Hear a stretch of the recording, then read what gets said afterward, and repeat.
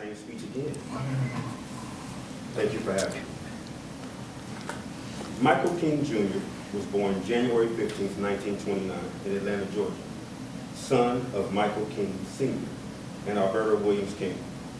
It wasn't until 1934 that his father changed his name and his son's name to Martin Luther. Martin Luther King Jr. is known for his contribution to the civil rights movement and the peace movement. He attended college at Morehouse after graduating high school at the age of 15, and actually graduating college at the age of 19. At the age of 6 is when he first noticed racism. His best friend was a kid in his neighborhood. It was a white kid. They were virtually inseparable. After so long, he would get excuses from his friend as to why he couldn't come and play, why he couldn't go places with Martin. And he suddenly realized that his friend's father didn't want him associated with Negroes.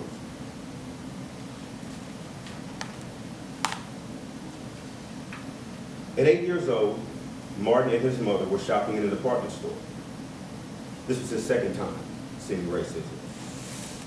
They had been in the store for a little while, and suddenly an older white lady approached Martin and she slapped him. And she said, "You're the nigger that stepped on my feet." That stuck with him forever.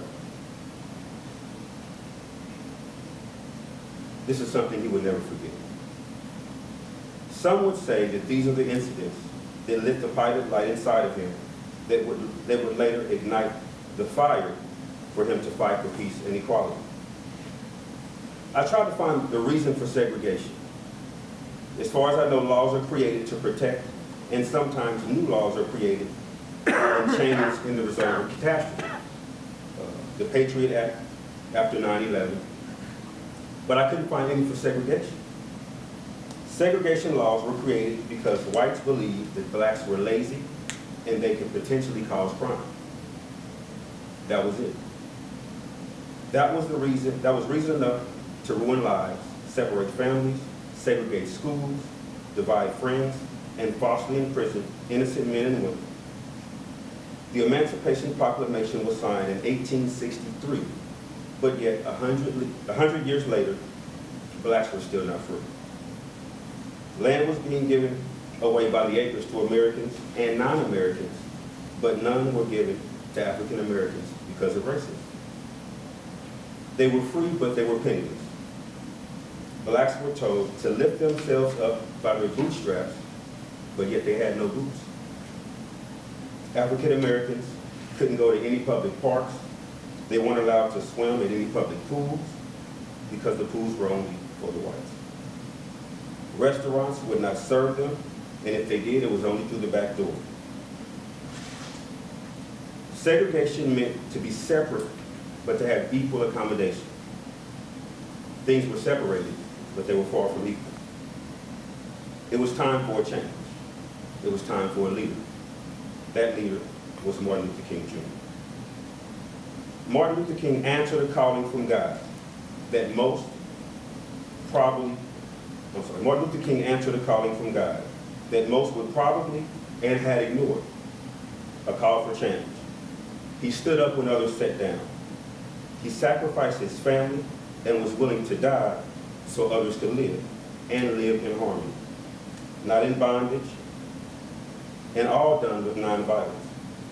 This nonviolent activist received dozens of death threats every day. He received 10-day notices to leave town, or his entire family would be murdered. His home was bombed several times. Crosses were burnt in his yard, all in the name of change. But nothing could stop him.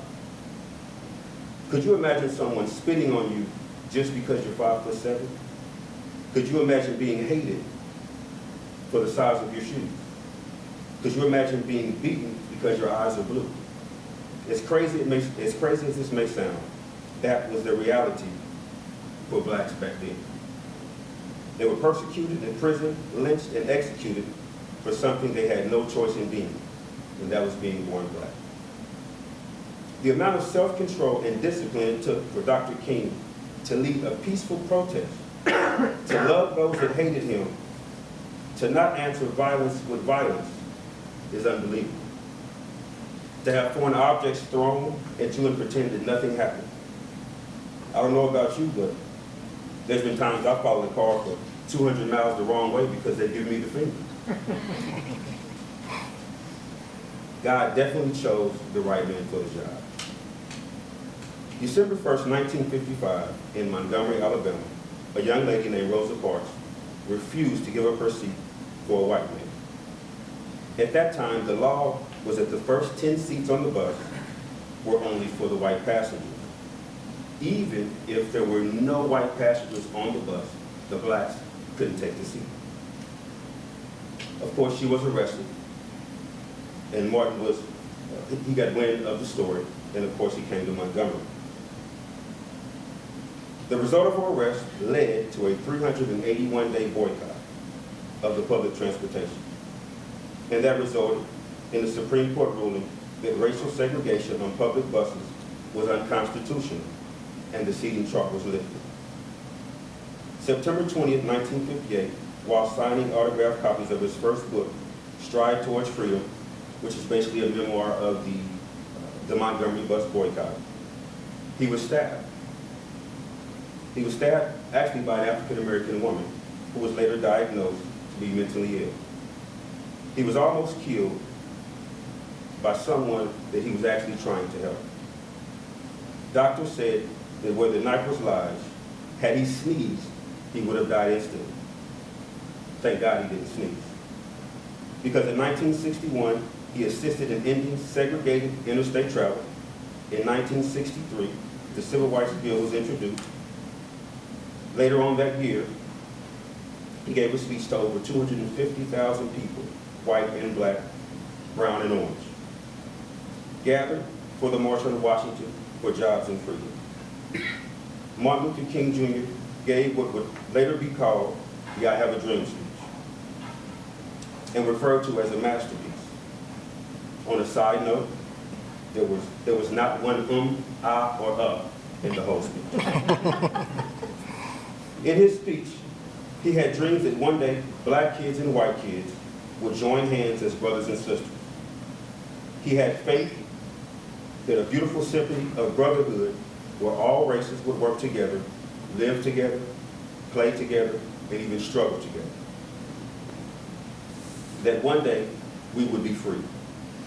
That all God's children would be treated equally. That no one would be judged by the color of their skin, but yet the content of their character.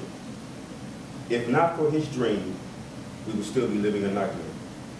If not for his courage, we would still be living in fear. If not for his voice, we would not be sitting in this room together today. Although things may not be ideal, I think it's safe to say we are free at last. We are free at last. Thank God Almighty, we are free at last. Thank you.